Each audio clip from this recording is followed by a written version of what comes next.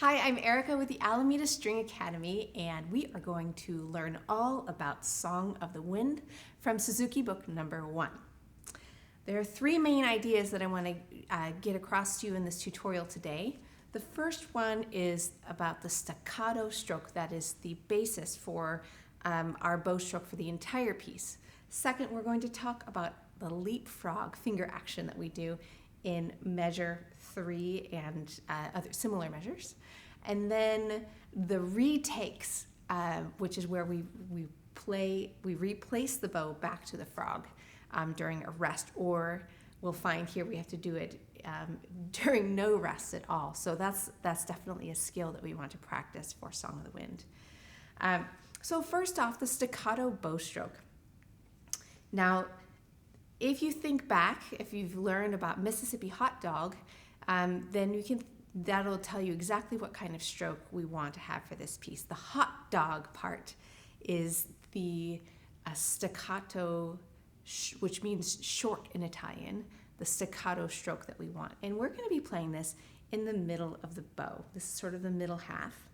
And a good way to practice any new bow stroke is to play in a scale. So I'm going to play 2 bow strokes on each note of the A major scale to get us started on our staccato. And what we're looking for is a firm stop between each bow stroke. So I'm in a fairly sticky bow. So that means that my bow is going to be stuck to the string with a little bit of weight. Like I'm putting the weight of my arm and my fingers into the bow.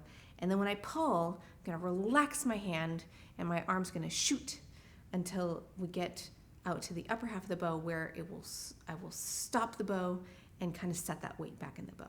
Okay? So it's kind of like a in, go, in, go, in. Okay? So here's SlowMo. That's the staccato bow stroke. And when we speed it up, once we have that kind of those movements coordinated a little bit, we can speed it up and play 2 of those on each note of the scale.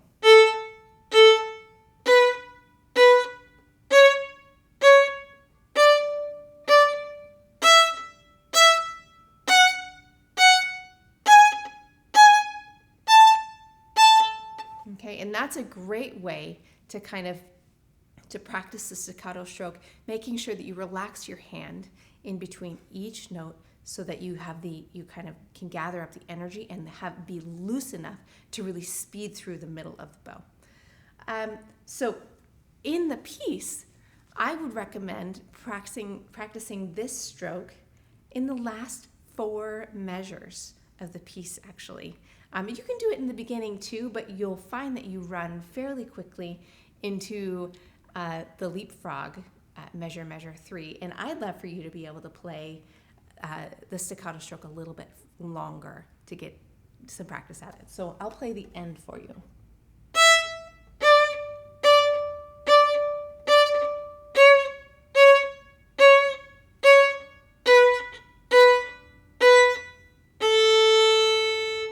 Okay, so that gives you an idea of how it should feel kind of in a continuous motion when you're playing the notes on the page.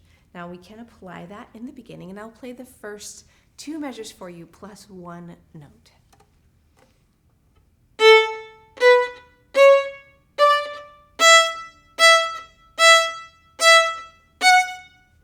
Okay, so that is the staccato stroke in the first 2 measures of the piece. Now let's talk about this leapfrog in the 3rd measure, okay? And I would recommend really just breaking this up and practicing the 3rd measure along with the first note of the 4th measure independently of the rest of the song. So when you start your practice, if you want, you can play through the whole song. I always like to check in on the spots that are a bit more challenging maybe to start with, so I give my brain a chance to remember what I'm wanting to do and how I'm wanting to play it before I start. And that sort of sets me up for success right off the bat because I've reminded myself of the hard parts and then I've practiced them so that when I go to put it into the whole piece, I can put what I've practiced right into the playthrough, and so I don't stumble as much over the hard section because I already have a plan for how I want to play it. So here's measure 3 and measure 4. The first thing that we want to notice is how the notes no longer go step, step, step, step, step like the beginning. They don't follow the same shape. They're not stepwise like the scale in the very beginning of the piece. We have skips. We have a skip down from F sharp to D, and then we hop all the way up to the high A on the E string, and then back down to the F.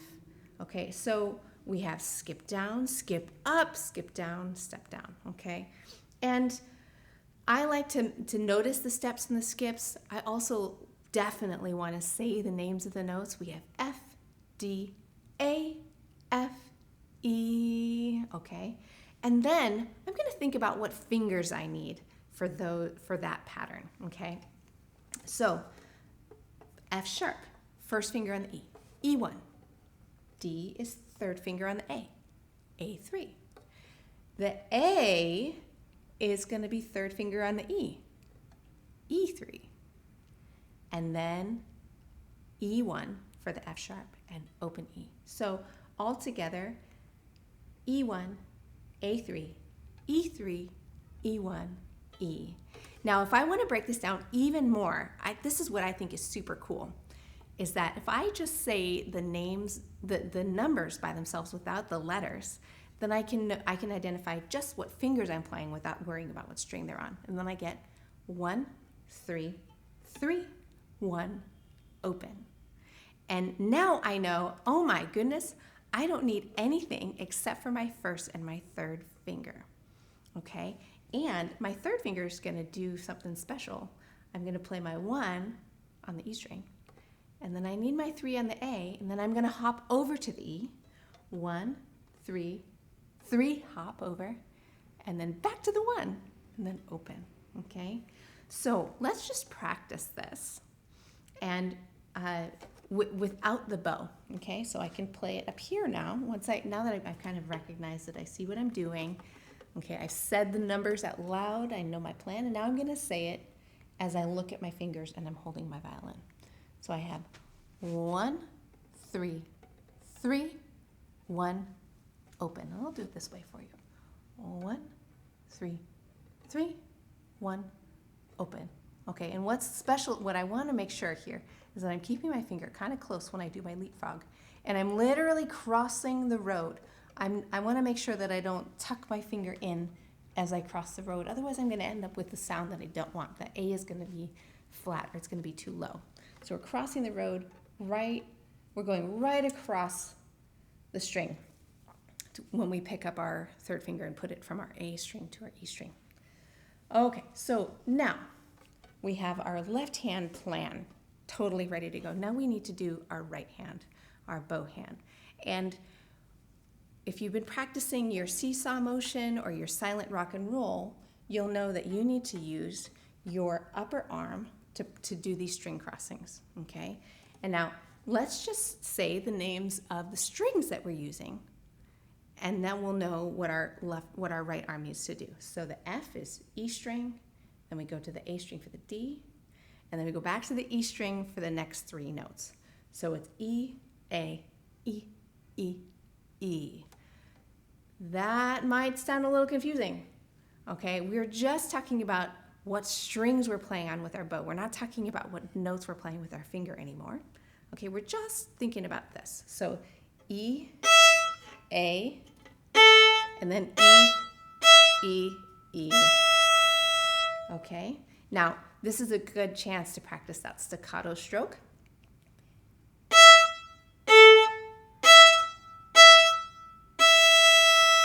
And that last E has a nice little line over the top. That is tenuto, or legato, depending on when you see the markings. If you look in the glossary of the Suzuki book, it will say tenuto, okay?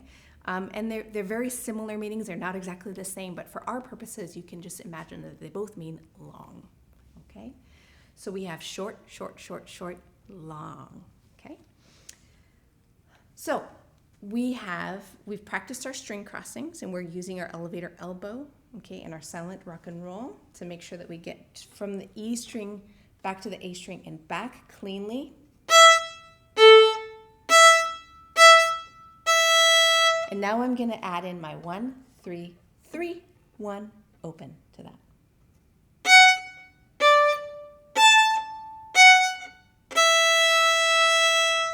Okay, now the first time you play it, you might notice that, boy, it takes a lot of work in your brain to make it all happen when you want it to happen. So don't worry about how fast you do it, or even if it all happens in the, in a tempo, in a certain speed.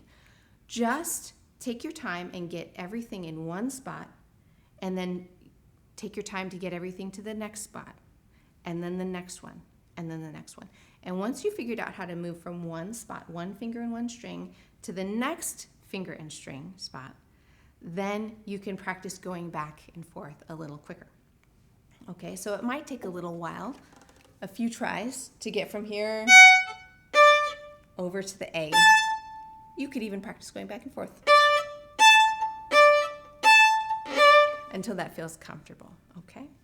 So, finally, the last thing that I want to talk about in this song is the retake. And this is actually this is one of the things that I love most about this piece, because you're actually practicing a leapfrog, so to speak, in both hands, because you just had one in the leapfrog section in measure 3 and 4.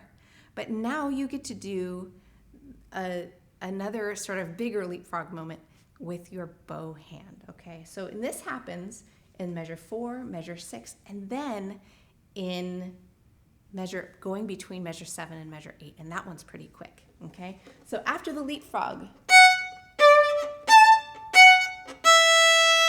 we have a beat to get back to the lower half.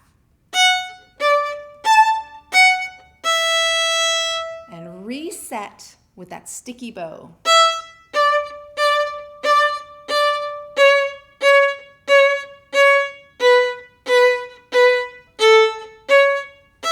This one's quick.